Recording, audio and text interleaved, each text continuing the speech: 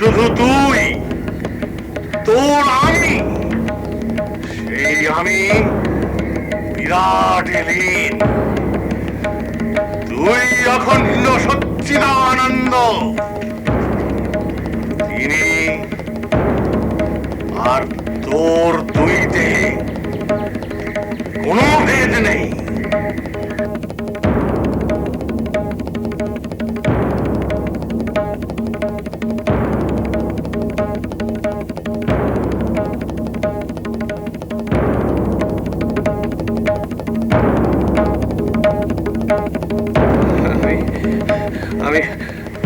আমি পারছি না গুরুদেব। কি পারছিস না? আমি তোকে বিরাট, মহান, ভূমা, পরমানন্দের স্থিতি পেতে বলেছি। সামনে সামনে বাধা গুরুদেব। কিসের বাধা? কে তোর সামনে? মা।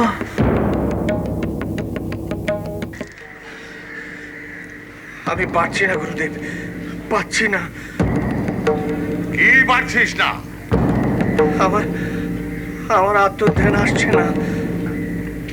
কেন? যতবার চেষ্টা করছি ততবার মা এসে সামনে দাঁড়িয়ে যাচ্ছে। আমি আমি মাকে পার হতে পারছি না গুরুদেব। বেরো, তোর রাজ্য থেকে বেরিয়ে আয়। ভগবানের সঙ্গে একাত্মতা বোধ অনুভব কর। তুই তো জ্ঞানের সঙ্গে নিয়ে আয়। সেখানে কেউ নেই, তোর তুই নেই, আমি নেই। বস, বস ওখানে।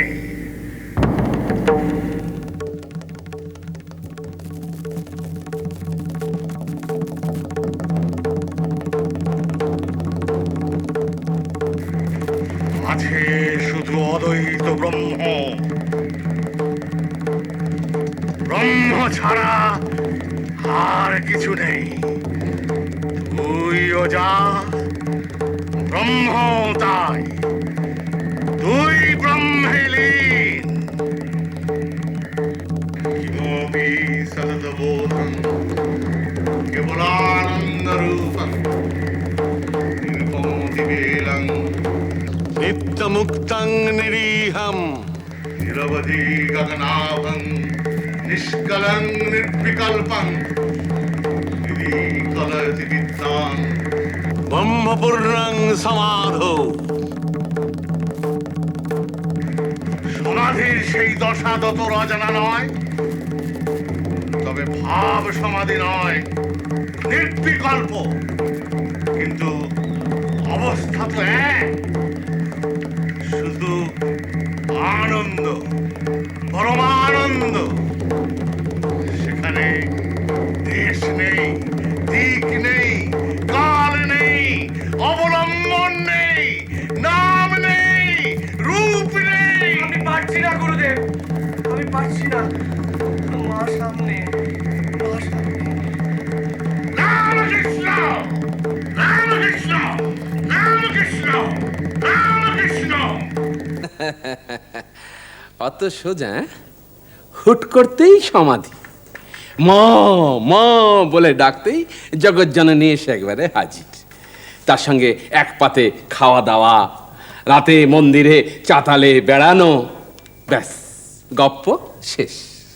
কেন, আপনি কি শুনেছেন? শোনার কিছুই নেই, বুঝলে, শোনার কিছুই নেই। ওই নাগা সন্ন্যাসী তোমাদের অবতার বাবাকে ধরে নিয়ে গিয়ে পঞ্চবটির কুড়েতে ঢুকিয়েছে, আর বেরোতে দিচ্ছে না। এবার বোঝো ঠেলা, এক রাত তো কাটলো। এইসব কথা আমরা সবাই জানি, কিন্তু আপনি বেশি কি জানেন? জানি জানি, নিশ্চিত জানি, বুঝলে। আমি একজনকে ওই পঞ্চবটির কুড়ের আশেপাশে একটু গন্ধ শুকিয়ে আসতে বলেছিলাম, তো সে এসে বলেছে। কি বলেছে সে? এই তোমাদের তোতাপুরি, তোমাদের তোতাপুরি বাবা নাকি ভেতরে খুব চেঁচাচ্ছিলেন, আর তোমাদের অবতার পুরুষ তিনি ভেতরে কুই কুই করছিলেন।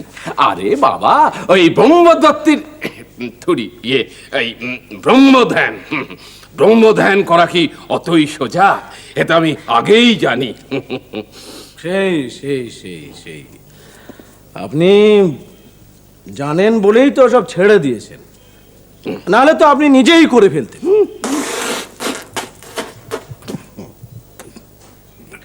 এই যে সাধনা টাধনা এসব তো আপনি বোঝেন না।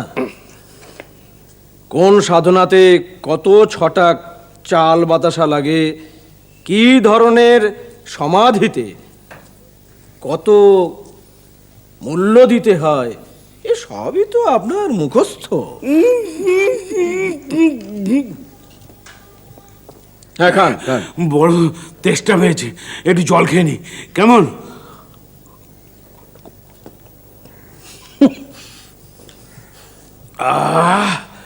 শান্তি বাবা। এই এই এই এই শান্ত, এই এই এই এই শান্ত, শান্ত। হ্যাঁ, কি হলোটা কি? কি হলোটা কি? মানে আমরা কি এখানে হাস্যরস ছাড়ছিলাম? কোনোটাই বানানো নয়, বুঝলেন? কোনোটাই বানানো নয়। যান, নিজে যান না একবার পঞ্চবটির কুঁড়েতে, গিয়ে দেখে আসুন না কি দৌড়টা হচ্ছে সেখানে। বাবা, পাঞ্জাবি সাধু, একেবারে নট নরণচরণ কড়াক চাই। যা ধরেছে না পকড়ে, ওই মেঘ না ডাকলে ছাড়বে বলে তো মনে হচ্ছে না। মা মা বলে ডাকতেই মা এসে হাজির। বোঝ, এবার বোঝ, যা ধরেছে না একেবারে নট নরণচরণ কড়ক চাই। বোঝ বোঝ, এবার বোঝ।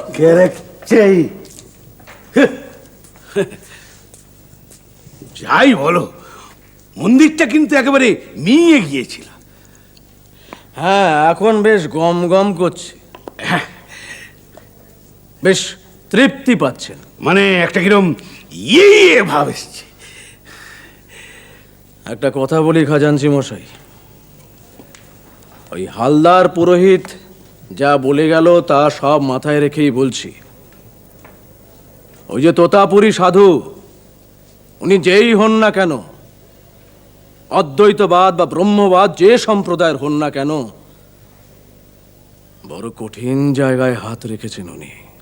ওই হালদার পুরোহিত যা বলে গেল তা সব মাথায় রেখেই বলছি। ওই যে তোতাপুরী সাধু, উনি যেই হন না কেন, অদ্বৈতবাদ বা ব্রহ্মবাদ যে সম্প্রদায়ের হন না কেন, বড় কঠিন জায়গায় হাত রেখেছেন উনি। কিন্তু উনিও খুব বড় সাধু। হতে পারে, না মানে 40 বছর ধরে সাধনা করছেন। আমি তো অস্বীকার করছি না, কিন্তু